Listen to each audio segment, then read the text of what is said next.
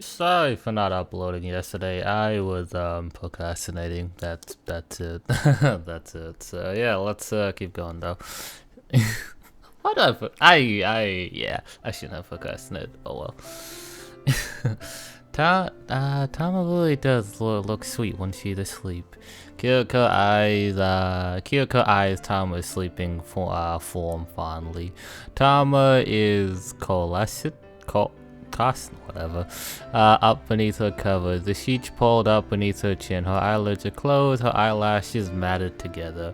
Her loose hair spills across her pillows, and her fingers are curly gentle as though grasping for something. You see what I mean, though? Like, weird specific details. She's a lot quieter this way, I must say. I approve. Kyoko laughs and shakes her head. I'm sorry if she's been a bother, Mitsuku. I know looking after her can be a bit, shall I say, challenging? Oh no, I'm happy to help, really. In fact, now she's asleep, I'm almost starting to miss Tama's incessant chatter. It would make being alone with Kyoko more bearable. Bah, you are pathetic. Yeah. I can't remember the last time I was truly alone with Kyoko. Tama would have been there sulking or laughing or just watching TV. I suppose the last time Kyoko and I spoke with us was a couple of months ago when she cleaned out my ears in her apartment. At least she has decent memory. I think that might have been the moment when I started developing feelings for her too. Ayo. I wish I could come out and then do it! Whatever, and confess now. That would be way too sudden. I need to prepare my heart. I mean, everyone has the different pace, you know what I mean? Everyone has a different pace. Some people don't date until like 2 years. Some people date in like the first week. Like, it just depends on what the two people are. And what better way to do that than drinking? There are cups on the table filled not with aroma green tea, but plume shake. Kyoto decides to order some alcohol after Tama went to sleep to celebrate the winning raffle, as Kyoko says. Oh, we're gonna get drunk, eh? I don't feel much like celebrating though. I'm just drinking in the hopes I'll loosen my tongue a little. Wait, but like, if you don't know, you don't know what type of drinker you are though? That doesn't help. Because some people, you know, like, if you drink, you don't open up. Like, it depends on what type of drinker you are. Maybe with some alcohol in my blood and I'll start feeling quite so self-conscious. I mean, for the most part, yeah, that's what alcohol does, I won't lie. But like, it depends on person to person what alcohol does. You know. Kyoko's soft, gentle voice finally draws me away from my self-accepted musing. Kyoko kidding? Sitting at the same table as I am. But I can't read, dude. But on the opposite side, she's nursing a glass of palm sake in her right hand. Her head turns towards the window. I turn to for somewhere to put my eyes. I'm worried if I let my gaze hover over Kyoko for too long, she'll see me staring. Blah, it's called having a conversation and just having eye contact. You heard of that, Mitsuku? It's called, you know, adequacy, rather. According to the clock on the wall, it's around 11:30, almost midnight. Yeah, I would be in bed by then. The sky is pitch black, the darkness broken by a sweep of stars and the round, pale moon. I can see the silhouette of trees shaking the breeze, these branches extended like fingers. It's almost eerie, but beautiful at the same time. You really have helped me a lot over the last few months, Mitsuku. I don't know what I'd do without you. You'd get along just fine, like you did before I arrived in Kakwa, and like you will after I leave.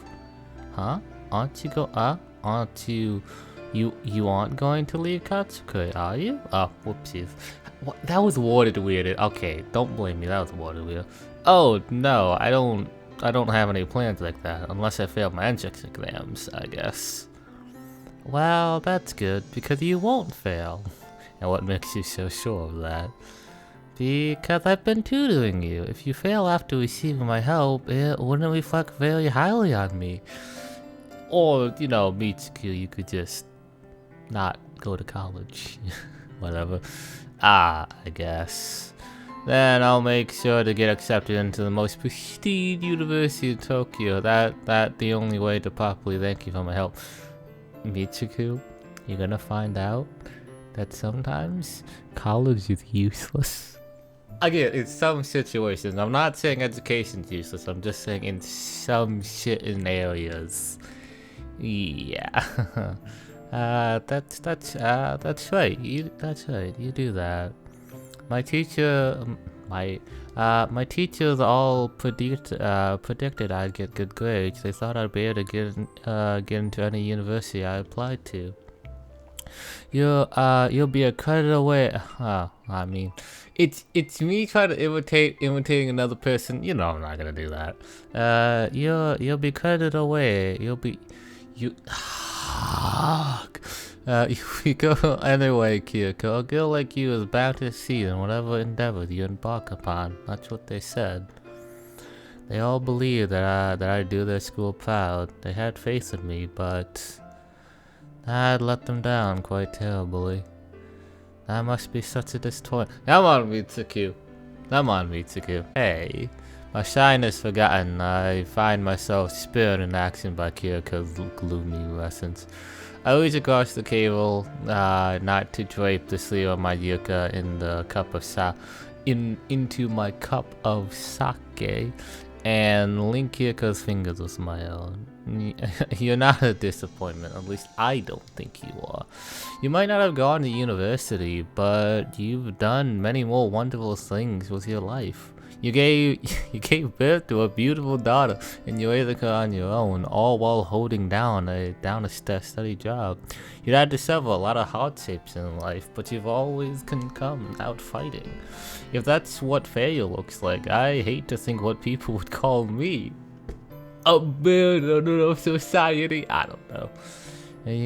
There's nothing wrong with you, Mitsuku. You're still a young boy. You have your whole life ahead of you. There was a 1 year difference between you two guys. I'm just saying.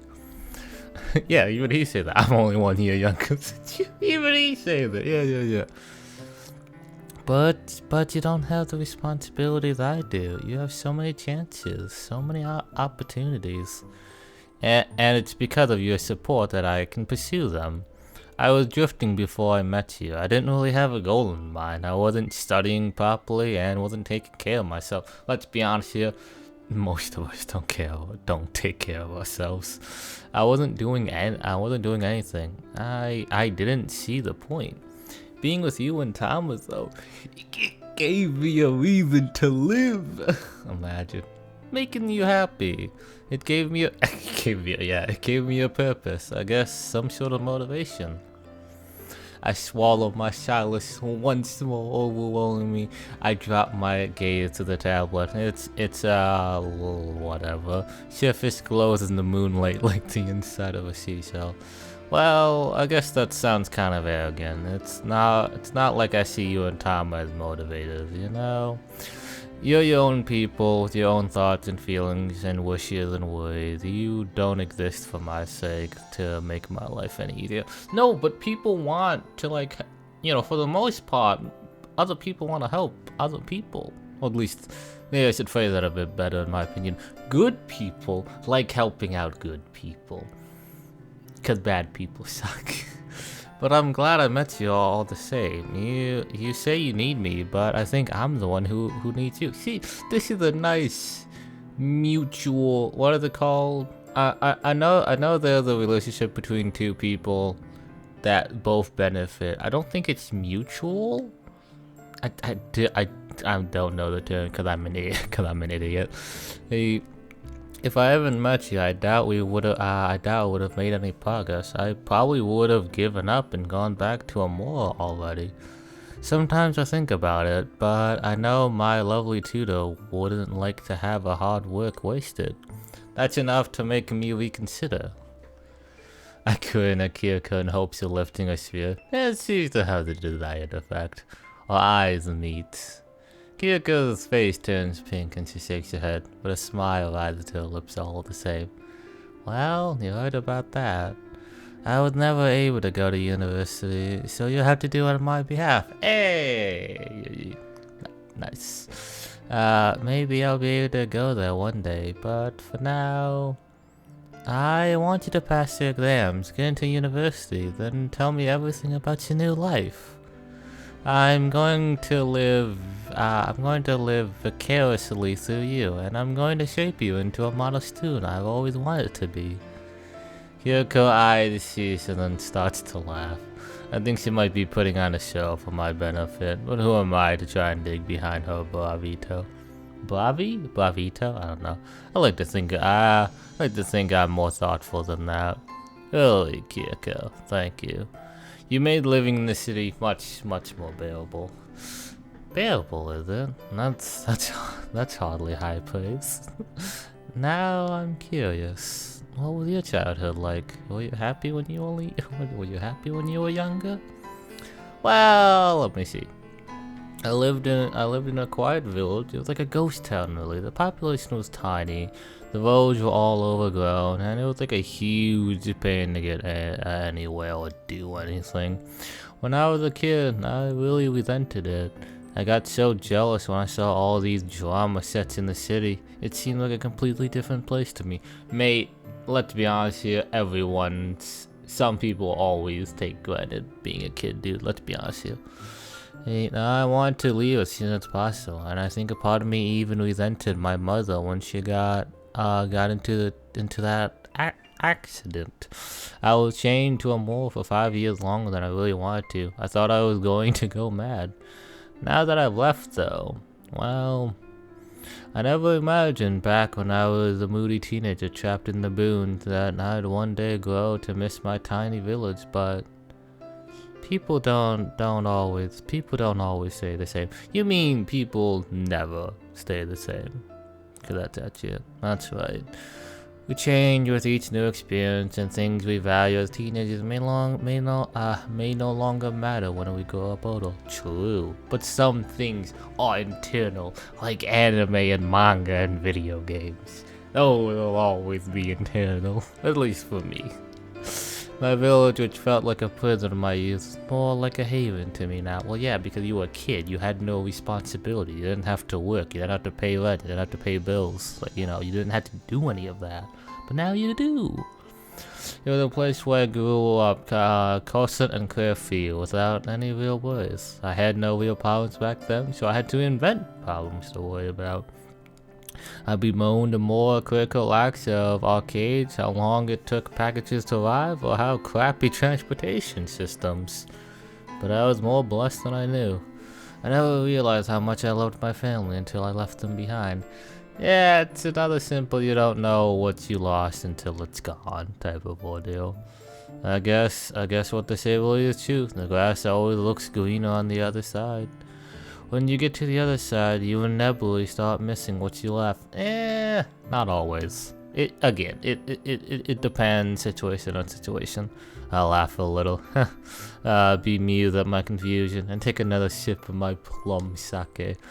I'm sorry for talking so much and all about myself too. I must sound real. I must sound so self-centered. I don't think you're self-centered. Sometimes it's important to talk about your feelings. Yeah, right. We keep our emotions to ourselves so often out of fear of upsetting people. But then it builds and builds until it becomes too much to deal with. You ever feel like you have too much to deal with? I used to, all the time in fact. I kept telling myself I had to do my best for Tama's sake. I couldn't let myself get discouraged, stressed, or unhappy, because that would only make things more difficult for her. What kind of parent would I be if I had made my own child worry? That, or you could, neglect your child. That too was, some parents do that. Moving on. I always thought if Tama had a father, maybe she could shoulder some of my maybe he could burden some of my burdens, shoulder some of my burdens. But she doesn't, and I have to deal with everything myself. Sometimes it feels like too much for one person to bear. 'Cause it kind of is, you know what I mean? It kind of is. I've managed the best I can, but sometimes tiny things like forgetting an order at work or being berated by a customer makes me feel like a failure. Mate, I've already accepted the fact that customers are going to be terrible, especially if you work in any type of retail slash customer service. They're just pieces of shit. That's it. I don't deserve to live, but well, they don't deserve to have people to abuse people's kindness and their little job. You know what I mean? I've cried in the restroom at work more times than I'd care to admit. Kyoko sitting there peacefully, her fingers folded on her lap and her head bowed, but I can hear the pain in her voice. She really has suffered over these last few years. She suffered more than she lets on because she doesn't want anybody, not her work colleagues or the mothers at time of schools or even her own daughter, to judge her. She does all of her crying in private where no one can see her. She's probably been working so hard this whole time, and nobody ever knew. I mean, that's the thing though, like, some people just don't see it. I hope you're not crying in the restrooms anymore. Oh, I haven't for a while. Not since I've met you. But whatever. Kyoko gets to her feet, so Yakuga is sitting down one shoulder and circles the table. Her long dark hair is loose, and it falls around her shoulder like a vein. Her cheeks are much redder than usual. How much has she drank anyways? And her gal's a little awkward, like a newborn deal. Despite that, however, she still looks gorgeous. In fact, framed by the moonlight, her brown eyes glowing like a liquor amber. him, brown eyes, the game, red eyes. I'm just saying, those are red eyes. Don't at me. Those are red eyes. I don't think she ever looked more beautiful. So much for not staring. I can't take my eyes off of her. I'm so happy I met you, Mitsuku. My life used to be so lonely. Sometimes it was painful. I don't like to complain, and I know there are people who have lives far worse than mine. Oh god, my throat. But I felt sad all the time. I thought on more than one occasion that maybe I should have given up on Tama while I had the chance. If it weren't for her, my life would be so much different. I would have been able to get a degree and a decent job, and my parents would still talk to me. My father would be proud of me, and perhaps my old boyfriend wouldn't have left me, or maybe I would have found somebody even better. Well, you have. It's called Mitsuku. Just saying. I'm just saying. I'd be more successful than I am now, and more accomplished, and more respectable. But would you be more happy? Like, that's the thing. Would you be more happy? I'd be many things. But I don't know if I'd... Oh, I called it. I'm sorry. It's just human nature. But I don't know if I'd be happier. Sometimes I found myself thinking that my life would be better without my daughter. But it's too late to go back. I already made my choice, and now I wouldn't trade her for the world. Though I've endured so much for Tama's sake, she really does mean the world to me. I love her. I love her so much. But loving her hasn't always been easy. Sometimes when I feel down, I blame her for everything bad that has ever happened to me. But at least you don't yell at her and abuse her. Do you think that sounds callous, heartless? You say I'm a good mother, but I don't know. I don't think it's callous. People can think a lot of things, but it doesn't make them bad people. It's only if you act upon those feelings that makes you a bastard. You know what I mean? You've lived a harder life than most, and it's alright. I think it's alright if you sometimes get upset. Christ. It's alright to be sad, it's alright to be angry, and it's alright to resent what's happened to you. That's normal. You're normal, Kyoko. You're doing the best you can, even in a difficult situation. And no matter what happens, you always put Tama first. That's what makes you a wonderful mother. Ah, Kyoko blinks, her long dash beads with moisture, like small apricot peels. The moonlight like her tears look almost celestial, as though they belong not to a human woman, but to some kind of goddess. But Kyoko isn't a goddess. She's no saint or martyr either. Martyr? Martyr would mean she's dead, buddy. She's a normal female. Sometimes she gets upset and sometimes she gets angry, and sometimes she breaks down in tears when she thinks she can't go on. But she can. She always does. Thank you for being so understanding, Mitsuku. I was always afraid to tell you this, in case you turned against me. Oh. What's that? Pessimistic? Yeah. But even knowing this, you still support me. I really do appreciate you.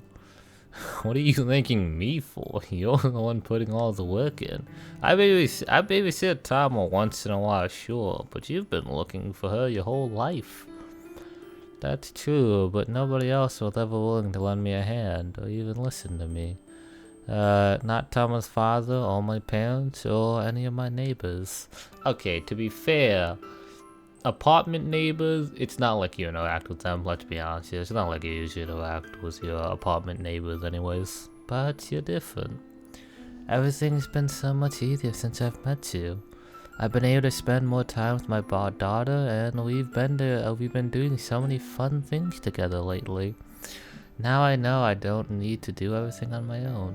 I'm not on my own. Oh, that's always good when somebody finds somebody else, you know what I mean?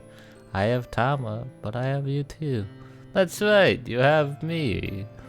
You're not going to leave? No, I won't leave. Even if you feel homesick? Even so.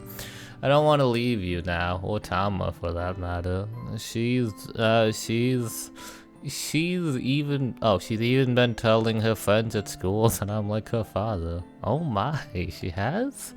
That's right, I bet all the mothers have been gossiping about it, including that awful Akira. Oh dear. If I could have heard about that, it's never she had told everybody else. That woman is a menace. She wouldn't know what a personal privacy was if it'd been on her chin. I'm inclined to agree. This is going to cause such a stir when I take Tama back to school. I'm sorry, Kyoko. I thought I should clear the misunderstanding myself, but, well, I don't think I'd mind too terribly if I really was Tama's father. You know what I mean?